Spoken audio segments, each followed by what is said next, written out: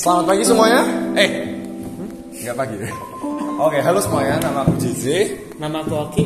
Nama aku Gading. Jadi kita adalah kelompok 2 dan kita barusan dari Bali Zoo. Kalian pasti penasaran gimana kita sampai Bali Zoo. Jadi tonton video berikut ini.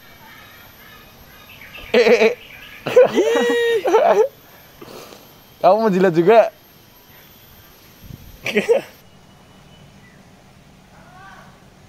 Oke. Burungnya ikut-ikutan.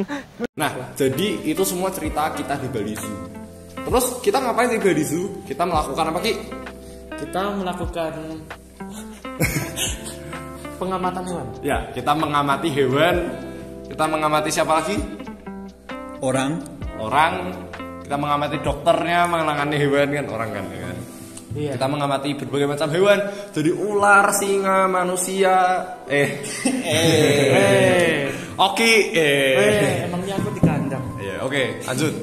Jadi kita melakukan itu semua dalam rangka melaksanakan tugas biologi. Ya, tugas biologi. Jadi ini tugas biologi. Kita dikasih beberapa pertanyaan sama Pak Tugiman. Pertanyaannya apa yang pertama, Ding? Jelaskan sejak kapan, oleh siapa, dan di manakah Bali Zoo dibangun? Bali Zoo didirikan pada tahun 2002 oleh Agung Putra di Jalan Raya Singapadu, Kecamatan Sukawati, Kabupaten Gianyar, Bali. Nomor 2, apakah Aku mau baca. Oh iya oke. Udah. Apakah tujuannya Bali Zoo dibangun? Apa tuh? Apa ya? Mari kita lihat. Bali Zoo dibangun karena owner dari Bali Zoo, Agung Putra, sangat menyukai binatang dan memiliki banyak sekali binatang sehingga beliau membuat kandang besar untuk binatang tersebut. Betul. Karena binatang banyak dan kandangnya besar, beliau berpikir, Kenapa gak jadi uang aja? Kalau misalkan aku buka zoo, aku dapat uang. ya jadi dia sekalian saja membuat kebun binatang untuk berbagai hewan.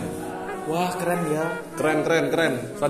Selanjutnya, bagaimana cara mendapatkan atau mendatangkan hewan-hewan yang dipelihara?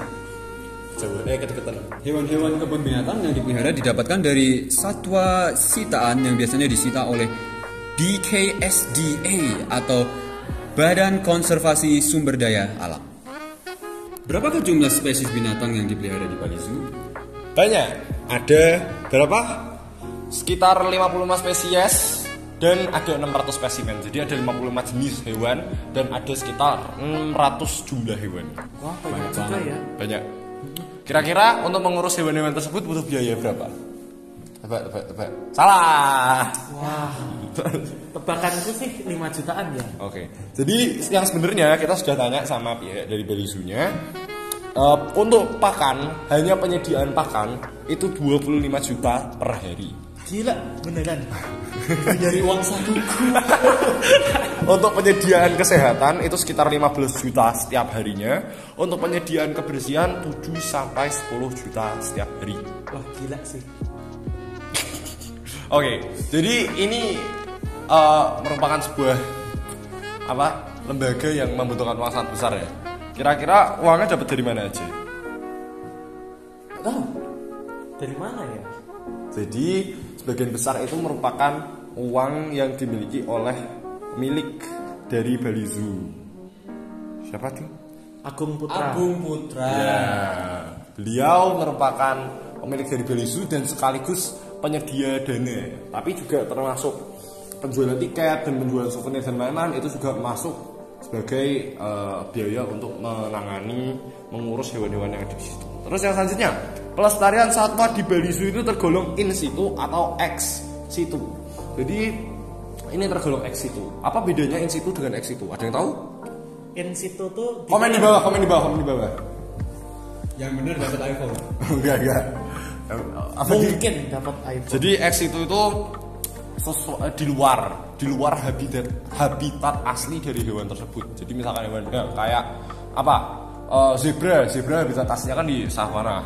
Tapi diurus di savana itu berarti in situ. Misalkan hewannya ada di savana. Tapi kalau misalkan hewannya ternyata di zoo kebun binatang itu berarti ex situ gitu. Wah, gila. Next question. Next one. Hewan apakah yang paling rentan terhadap penyakit? Sebenarnya itu tergantung musim ya, tapi kalau kita jelasin satu-satu ntar kepanjangan. Jadi nanti tahu sendiri lah, Lanjut. Ya. Penyakit apa sajakah yang paling sering terjadi di binatang yang dipelihara? Nah, biasanya itu penyakit yang dialami hewan itu sama seperti kita ya, seperti flu atau diare. Jadi mereka juga harus ditangani dengan obat-obat khusus juga. Harusnya ada beberapa binatang yang obatnya itu membutuhkan dosis yang lebih besar daripada kita, tapi buat binatang-binatang yang mungkin lebih kecil ukurannya, ya dosisnya juga lebih kecil gitu. Tapi obat-obatannya sama. Kata dokternya. Lanjut. Binatang apakah yang terfavorit hingga saat ini? Sebenarnya untuk petugas satwa, semua binatang itu diperlakukan secara sama. Jadi tidak ada favoritisme. Tapi untuk para pengunjung itu beda cerita lah. Untuk pengunjung dalam negeri, mereka sangat menyukai hewan-hewan ikonik seperti yang kamu sering lihat. Hewan seperti singa, onta, terus lain-lain lah.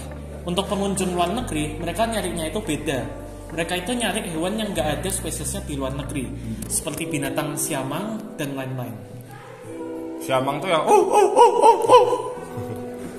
Nah, oke, lanjut. Bagaimanakah pengembangan Bali Zoo untuk tahun-tahun yang mendatang, Gading? Nah, strateginya Bali Zoo untuk menarik perhatian datang sekarang adalah untuk menjual interaksi dan lebih up close personal dibandingin kebun binatang yang lain. Nah, tapi untuk tahun mendatang akan dibangun forest area. Keren nggak? Forest area. Keren sih. Sounds cool nggak sih? Tak tunggu. Wedan. Tapi akhir-akhir ini juga telah dibangun area baru yaitu Kampung Sumatera. Jadi besok lagi kalau kalian mau ke Bali Zoo harus ke situ dong. Siap. Nah, sekarang yang terakhir, pertanyaan yang paling penting. Sangat penting buat pelajaran biologi juga. Siapakah pemegang saham Bali Zoo? Siapa ya kira-kira? Siapa guys? Tidak ada sistem saham. Tidak ada sistem saham di Bali Zoo karena Bali Zoo full dimiliki oleh owner Agung Putra dan dia mengeluarkan uang dari kantongnya sendiri. Wah keren ya, uangnya banyak banget. Nyambung banget sama Nyambung banget ya. Masa Bali Zoo dimiliki oleh orang lain juga? Nggak mungkin sistem saham nggak masuk Iya. akal. Bali Zoo. Oke, sekian. Sekian dari video kami. Kami ucapkan terima kasih. Pasti gak ada yang nonton sampai akhir. Iya. Oke. Bye.